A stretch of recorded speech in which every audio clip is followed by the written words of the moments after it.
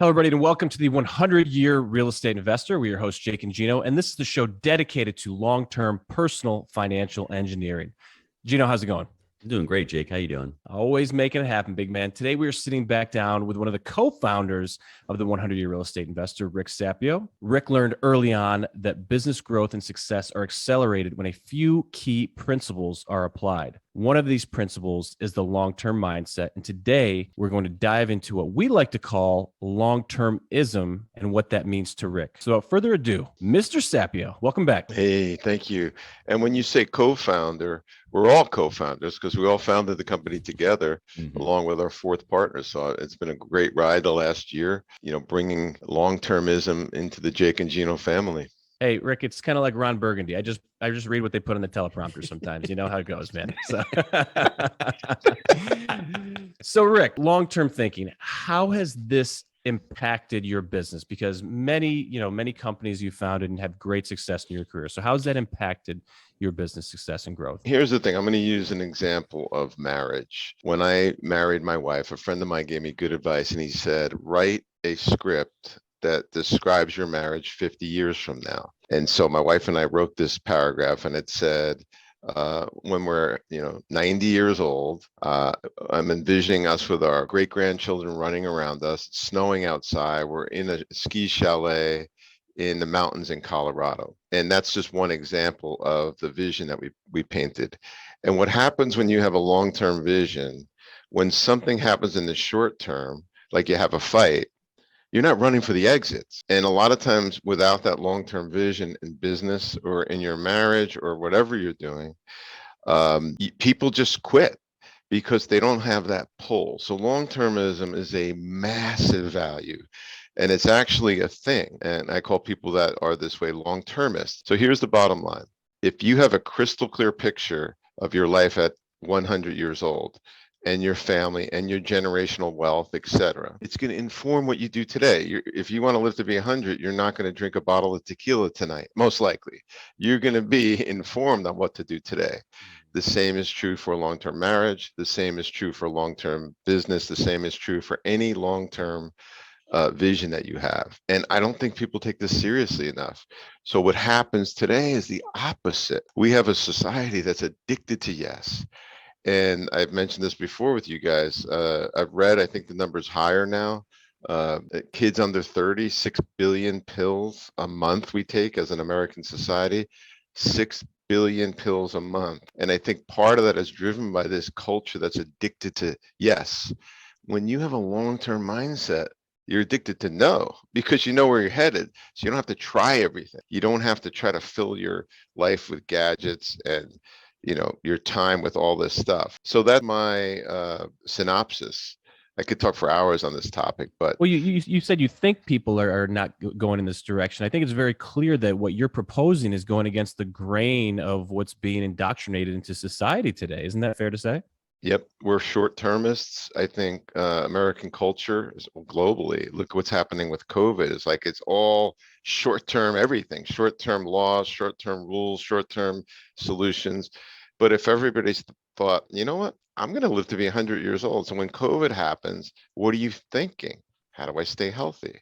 What should I be eating? Should I be getting sunshine? Should I be taking vitamin C every day? You get what I mean? It's just a different mindset. But when you're short-term minded, what are you doing?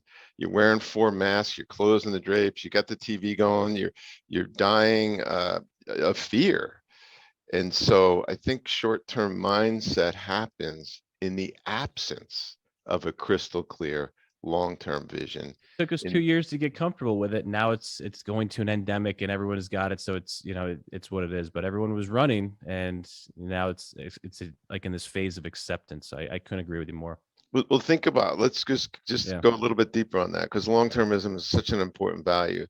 If everybody in America, and I know this would never happen, but if everybody had a long-term view of their life and a long-term view of their family and their business, would they have been that panicked about COVID? Think about it. I mean, we knew early on that the rate of death was relatively low. Everybody knew that. But they were allowing this short-termism to take hold. And so that was the latest blog and the latest thing. Yes, the latest fear tactic being pumped out by the media. Absolutely. Yes. Continue on with that, Rick, because before I jump in here, I think that's important because you're talking about 2 years ago. Jake and I had our quarterly meeting in March of 2020. COVID hits. Our coach is freaking out, and Jake and I are looking at each other. We're going, we had a systems coach. Yeah, we were doing systems. We'll be coaches, okay. right? This hasn't even started. We don't even know what to expect, but we've got cash in the bank. We've got reserves. We've got a plan. We've got long-term goals. This is going to be a blip in the screen. So, occupancy may drop a little bit. We may have problems collecting rents for the next few months, but we'll be okay. Things will get back to and we don't run our normalcy. businesses day to day from a cash perspective. We're cash strong. So it's not like we're prepared for this, right? Yes. And this guy came in freaking out like the sky was falling, Mm-hmm. presenting to our executive team. And I told him beforehand, I said, dude, do not do this. I said, look, I want to be very clear on the front end. We want confidence, and we want to restore peace and sanity to our folks here today. And we want to focus on our goals and priorities. Our quarterly planning meeting, I always, and every time we fill out these surveys, what do I want to come out of with? I want clear goals and I want alignment amongst our folks every single time. And this one was no different. And the dude pushed his agenda in there and we fired him for it. So, yeah, well, you guys are demonstrating something that's very obvious to me and has been for a long time. There's not, in my view, a delineation between the haves and the have-nots and the rich and the poor and all that. The delineation that I see in the world is the long-term thinkers, which you guys clearly are, and the short-term thinkers. And the short-term thinkers never get out of their own way. They're even in your business, in the real estate ride business. sensationalism. Yes. Mm-hmm. Yeah. So I think if we can help the listeners right now incorporate long-termism as one of their most important values, I think it changes the game on everything. It changes how you look at your health, how you look at your marriage, how you look at your kids, how you look at your business, how you look at everything. Mm-hmm. Rick, when did you pivot from short-term to long-termism, and how did your life change? So I always had a long-term mindset. I think that to a large extent, our values are imprinted in our DNA. It's weird. Mm-hmm. I may have mentioned this in the past, but there's an old Vedic saying that, when a child is born, their purpose and values are imprinted on a star in the galaxy. And that may or may not be true. But I think we have inherent values. Some of us are more long-term minded. Some of us are more outgoing, or we're that type of people that are persistent, et cetera. So some of those traits are inborn, but long-termism, whether it's part of your characteristic or not, part of your values or not, it needs to be. For me, it was when I worked on Wall Street in the late 80s. I actually, before he was famous, no one knew who he was. I had Warren Buffett as a client. And I remember being in his office in Omaha, Nebraska. And he said, I've been in this same office for 40 years. At the time, maybe it was 35. I can't remember. But it struck me as, he said, I know that this will be my office forever because I don't want to have to make those stupid decisions. I make my decisions long term. And the reality for me was, if let's just take marriage as an example. If you're going to be married for life, okay, that you're going to walk in to a relationship and say, can I be married to this person for life? So it changes how you make decisions on a day-to-day basis. Mm-hmm. Short-termers go, I'll give this man a try. I'll give this woman a try. If we get divorced, we get divorced. Swipe right, swipe left. Yes. Yeah. Not realizing the chaos that it causes on both their families. So I started in my mid-20s. I met Warren when I was, I think, 24 or 25. And that relationship changed everything for me. And so this is kind of funny. I never thought I'd say this. Now I say it all the time, but as a kid, I didn't think that. I walked into, when I started my company at 29, I said, where do I want to be for life? And so I signed a lease in the building that I'm in right now, 28 and a half years ago, in the same office, in the same desk, in the same building. So I took all that chaos out of changing offices and changing locations and moving. I thought, where should I be? What's the best city to live in? What's the best building to have? What suits my lifestyle? What can I grow into? And it incorporates itself long-term into all decisions. And imagine if every decision that we all made was a long-term decision. And it's why, quite frankly, I got involved in having 11 long-term oriented permanent life insurance policies. That is the same thing. It's one of those things that took me years to figure out what it was. And once I said, that's a long-term decision for me. I know I'm going to have this thing when I'm 100 years old. And so, I'm throwing that in because that's what we're partners on. But it tells me how and why I'm making that decision to get involved in that business. because when you make a long-term decision, right, it takes a little bit longer on the front end, but it's permanent. I didn't marry my wife after one date. It took 2 years. And the more that we got to know each other, the more I realized, wow, she doesn't believe in divorce, nor do I.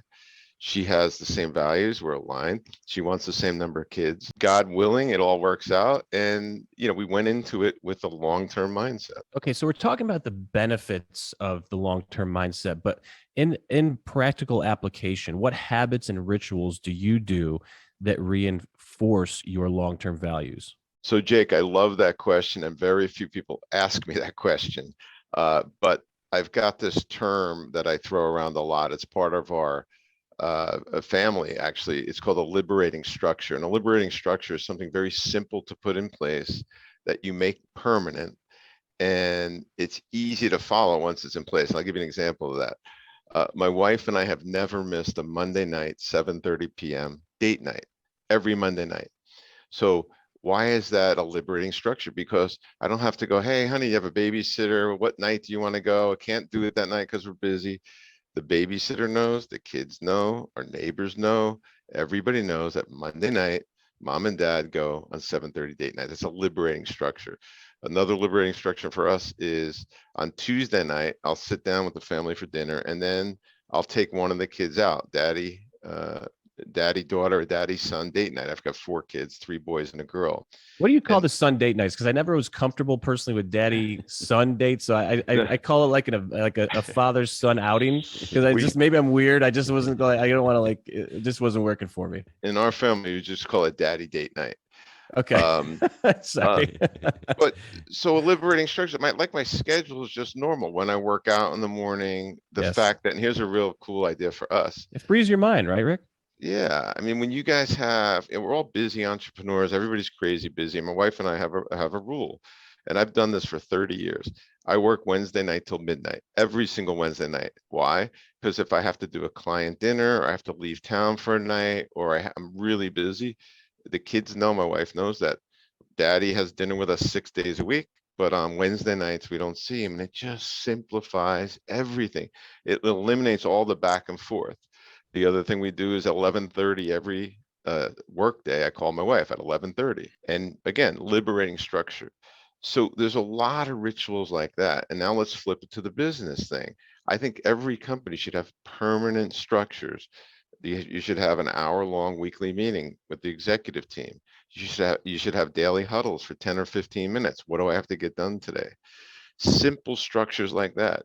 I talk to my accountants, my CFO, the same time every week. And so it eliminates a lot of back and forth and texting and messaging, because I know that I've got to talk to this person the same time every week. Our calls are scheduled. So if I need to talk to you about something, I don't call you or text you, I just put it on my list, make sure you bring it up during that time. And so I keep an Excel spreadsheet with everybody's name on it on the bottom tab, and what I need to talk to them on our scheduled time. So there's a lot of liberating structure that cuts out all the unnecessary communication that gets lost. It drives me bonkers that a lot of young people run their business on text. How can you run a business on text? A business should be a series of habits and rituals that are permanent. God didn't say, hey, come to church when you want. He said, come to church every Sunday. It's a permanent liberating structure that we all know. And that's another thing for us. We don't do anything on Sundays, nothing, zero. We go to church, we do nothing. If we get invited to an event on a Sunday, we pass. So that's an answer. Long answer to a short question, but hopefully it'll get people thinking, wow, that would make my life easier to have some of these liberating structures in place. They're the bedrock, they're the foundations of a simplified life. I love it. It's fantastic. So just to kind of dovetail off what you're talking about, younger folks, we've had a lot of younger folks enter the organization, and something that we've seen with them is something that Gino's coined, the get their itis. And I'd love to know, or hear from your experience of working with people that have this short-term mindset or this get rich quick, thinking that causes this get their itis. Like they want to get rich, they want to go out and make the money, but they sacrifice and they cut corners. Do you have any experience with this over your years in business? A tremendous amount of experience. And I would say that the number one thing, we touched on it a little bit earlier, is that you have to I believe, embrace, can I at least be open to long-termism? And if I am open to long-termism as a value, as a personal value, and I wrote the book on this. It's called Who's in Your Room. It actually became a #1 bestseller at one point. It's about values-based decision making. So just to give you a long answer here, but if one of your values is long-termism, as an example, and you're crystal clear about all your values, you make decisions from your list of values. And if all your decisions are made from your values, it's called values-based decision making, you avoid a whole lot of problems. So you take a young person, you sit them down, you say, look, I understand you've got short-termitis, but what are you making your decisions from? What list? Like, what do you mean? Well, what are your values? And you get them thinking about their values and writing them down. Now the short-termitis leaves because they're making decisions off of a set list. And so on the break, you and I were talking about this, Jake. We've got a family placemat that's on our dinner table, and it talks about our values. And when my kids have short-termitis, I'll say, look at the list. How does this fit our values? And like, oh, Dad, I hate when you talk about values-based decision making. But we're living, and breathing what we're talking about here. So company that you're associated with has a list of values. People have a list of values, and if they're making decisions from that, that combats instantly short-termitis, in my opinion. And it'll combat you, for the multifamily investors out there, from putting yourself into a bad deal because maybe it's a hot market and you're having a hard time finding deals right now. You don't force a deal. You don't pencil whip a deal just to get a deal done. And that's what the get there itis it'll get you. It'll get you a shit deal in a shit market because you forced it and you weren't waiting and you weren't patient for the right deal to come your way. Yeah, every single issue, I wouldn't say, but the vast majority of my issues in business have come when I chose opportunity, get there itis, over values. Yep. It's that, and it manifests itself this way. I'm going to do business with this new partner I have. Yeah, I know he's all about the money, and he cheats on his wife, but he's not going to cheat on me.